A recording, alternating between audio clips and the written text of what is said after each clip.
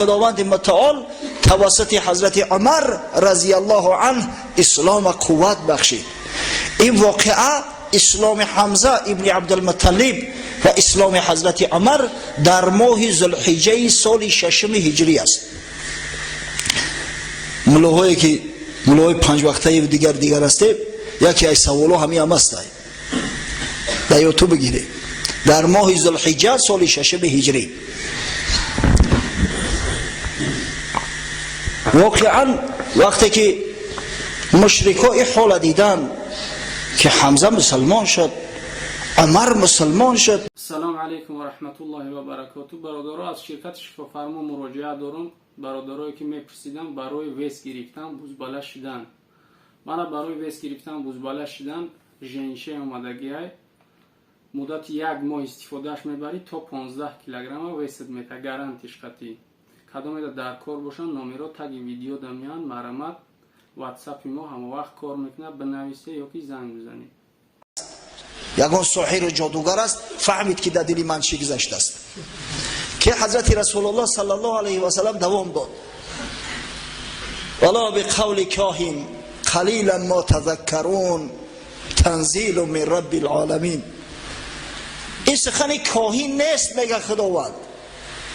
چی کم شما پند میگیرید؟ چرا اینقدر کندفهم هستید؟ تنزیل از قرآن هست که از پروردگار بزرگ به حبیبش محمد صلی الله علیه و سلم نازل شده است.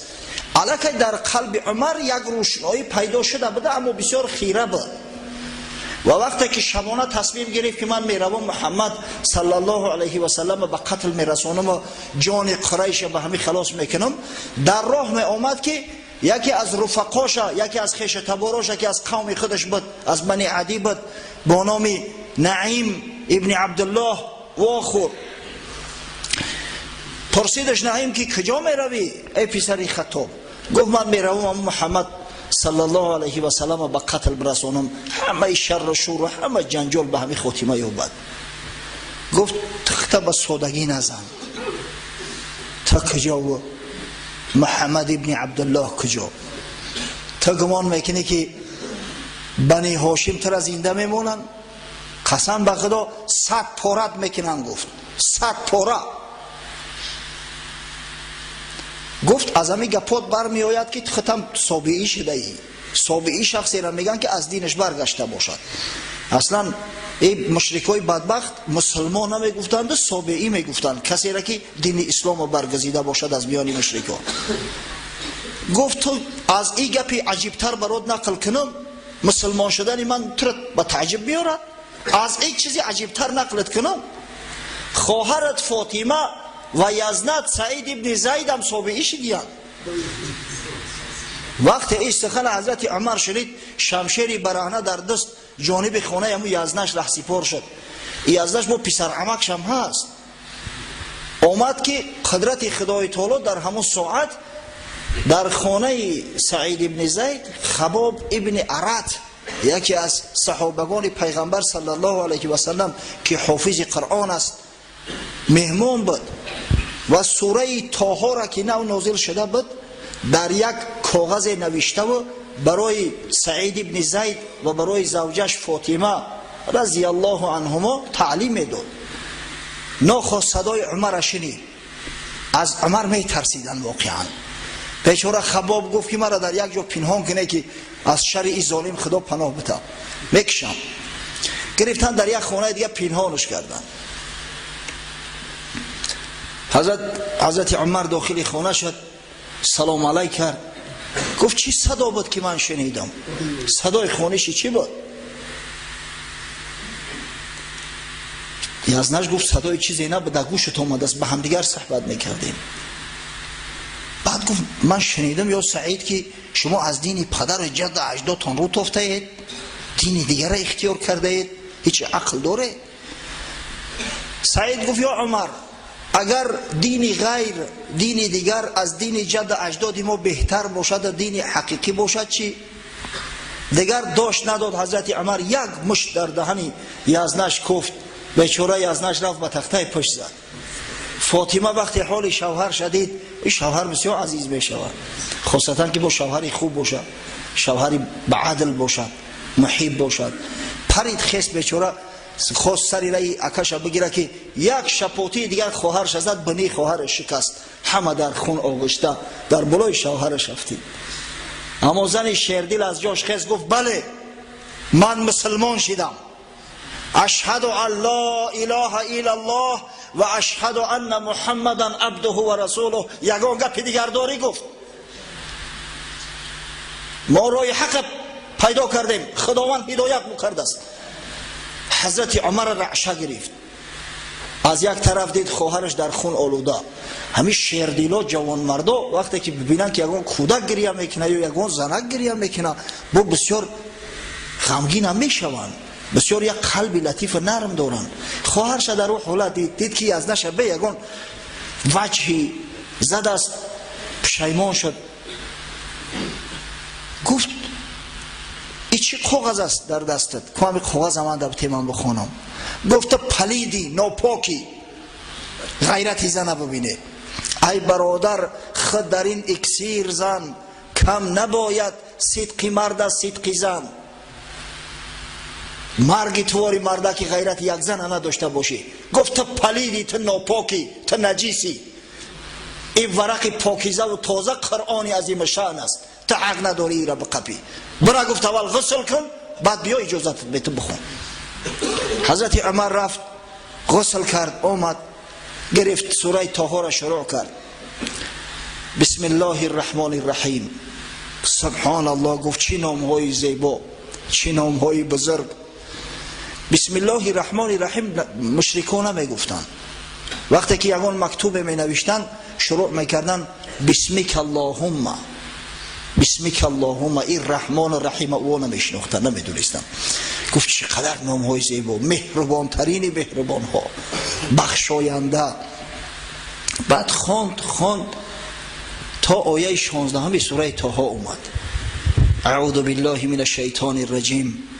اننی انا الله لا اله الا انا فاعبدنی و اقیم الصلاة لذکری. جایی که خداوند متعال میگوید که این است جز این نیست که الله یگانه معبودی بر حق من هستم، غیر من معبودی دیگری نیست، پس عبادت مرا کن و برای ذکر من، برای گرفتن نام من نماز بخوان، یادی مرا کن و اقیم الصلاة لذکری. گفت من چه بگم که رفیق شما شوم، چیکار کنم که مسلمان شوم؟ گفتم باید کلمه عرضه کنی. گفت کجاست محمد صلی الله علیه و سلم؟ گفتن در خانه ارقم ابن ابی ارقم.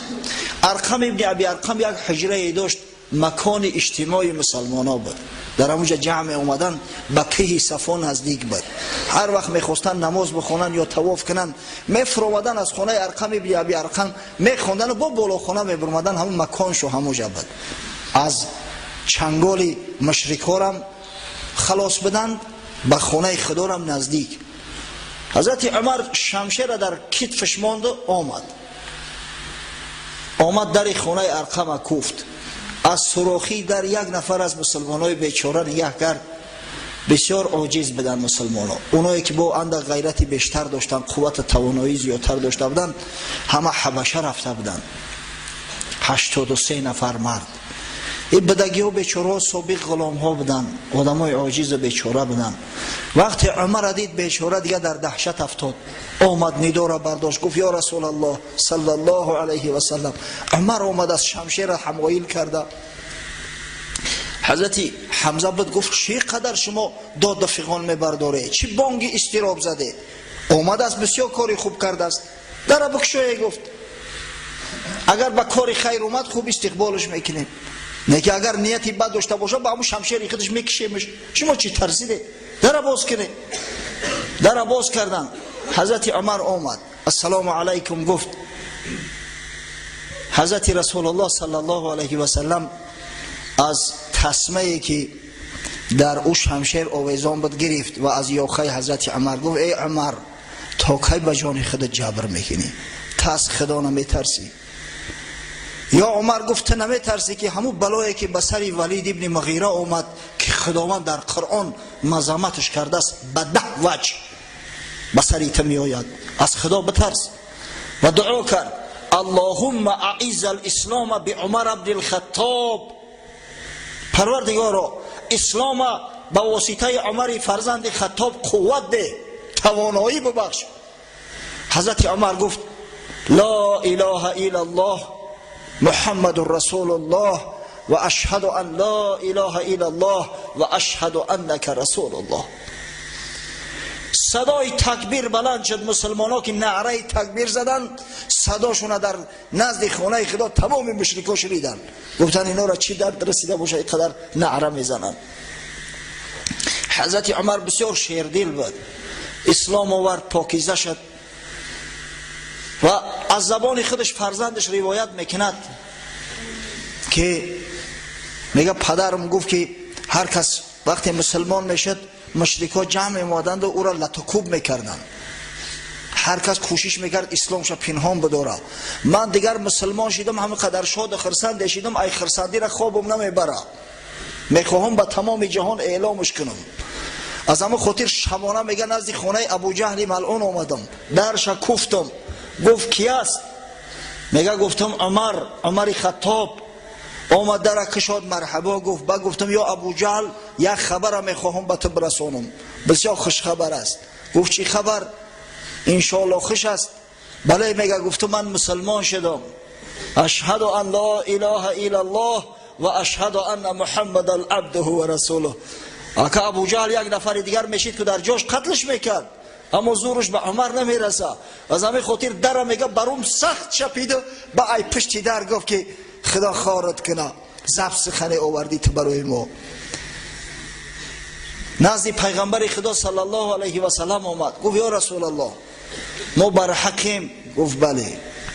گفت ما اگر زنده هم مانیم، کشته هم شویم، در راه حق هستیم؟ حضرت گفت بله. پس چرا گفت ما باید اسلام خودمون پنهان بداریم؟ خیزه بریم نماز آشکار در پیش چشم مشرکا بخونیم، همین دشمنی بدبخت بسوزانیم. خیزه. حضرت هم گفت خیزه. ندای الله اکبر شد. حضرت عبدالله ابن مسعود میگه دو صف شدیم. در یک صف حمزه پسری عبدالمطلب سرور شد، در صف دیگه حضرت عمر. رسول الله صلی الله علیه و سلم مثل یک گل در بین دو صف گرفتیم و با نعره الله اکبر میگه عازم مسجد شدیم. مشرکا این جرأت هرگز از مسلمانان ندیده بودند، در دهشت افتادند. آمده میگه در گرد خانه خدا 7 دور طواف کردیم، 2 رکعت نمازی شکر گذاشتیم. حضرت صهیب ابن سینان، صهیب رومی میگه تا زمان اسلام عمر بسیار عاجز بودیم، میترسیدیم که مبادا یگان زیان و ضرر به ما نرسه. اما وقتی که عمر پسر خطاب مسلمان شد دیگر همین قدر با جرأت میشیشتیم که با قول امروزه ویزیوه یوشی که یک کس حداره گپ زنه، گپش میگرفتیم در دهنش میکفتیم. واقعا خداوند متعال توسط حضرت عمر رضی الله عنه اسلام قوت بخشید. این واقعه اسلام حمزه ابن عبدالمطلب و اسلام حضرت عمر در ماه ذوالحجه سال 6 هجری است. ملاهایی که ملاهای 5 وقته و دیگر است، یکی از سوالو همین هم است، در یوتیوب بگیره. در ماه ذوالحجه سال 6 هجری.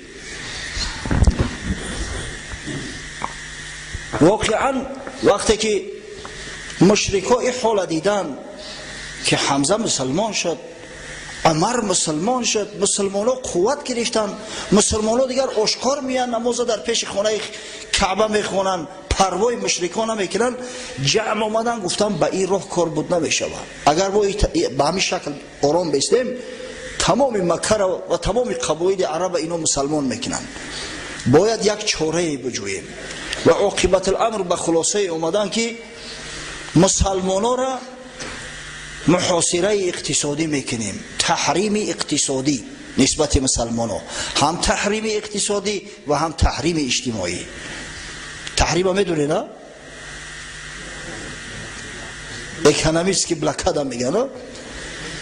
مثلا بعضی دولت ها حالی در زیر همی تحریم اقتصادی قرار دارن، با او بیچاره تجارت نمیکنن، داد و گرفت نمیکنن، با شخصایی که طرفداری محمد صلی الله علیه و سلم بودن، خصوصا با بنی هاشم و بنی مطلب بسیار شدید گرفتن کورا. یک قرارداد ظالمانه به امضا رساندند که در آن گفته میشد با بنی هاشم و با بنی مطلب و با پیروان محمد صلی الله علیه و سلم هر کسی که تجارت میکند یا رفت و آمد میکند یا معامله و مناسبت میکند یا دختر میدهد یا دختر میگیرد یا همسایگی میکند جزا داده میشود، به حدی که از مکه بدرقه کرده میشود. تا همین درجه را سخت گرفتند و این قرارداد ظالمانه به امضا رسید. نویسندش در بعضی روایات اومده است که شخصی بود با نام منصور،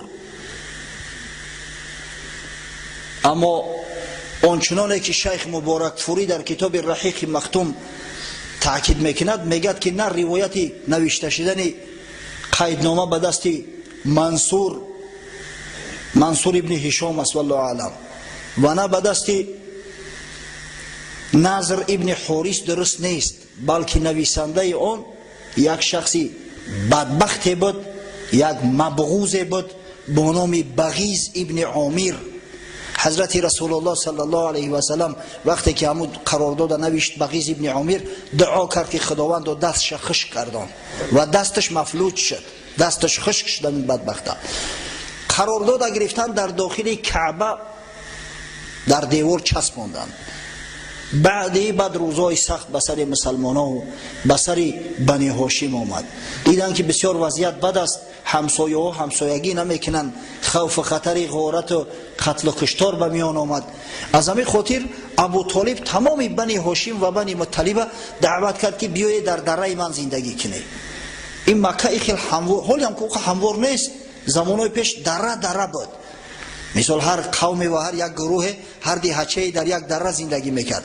یک شعب به دره با نام دره ابو طالب معروف است و همه آمدند در همونجا منزل گرفتند، خانه های خود ترک کردند. در شعب بنی ابو طالب مدت 3 سال در محاصره اقتصادی قرار داشتند.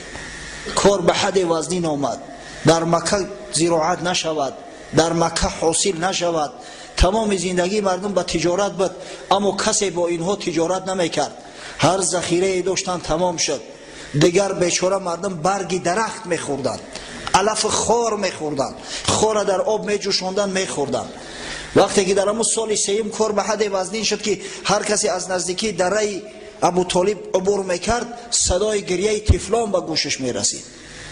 بسیار وضعیت بد بود، وضعیت ناگوار. میشنیدن که یگان کاروان اومده است، اگر خداوند امکانشو میداد زودتر می اومدن چیزی خرید کرده میتونستن، اگر اندکی تأخیر میشد همه مال کاروان می خریدن. بدبخت دیگر قریشی های مشرک تا اینکه به این خاندان چیزی نرسد و خودشون هم چیزی تجارت نمیکردن، به اینا نمیفروختن. بسیار وضع ناگوار بود. با وجود همه مشکلی و مشقت مردم تم به تقدیر داده و صبر میکردن، اگر چند اکثریت اسلام نآورده بودند از بنی هاشم و بنی مطلب.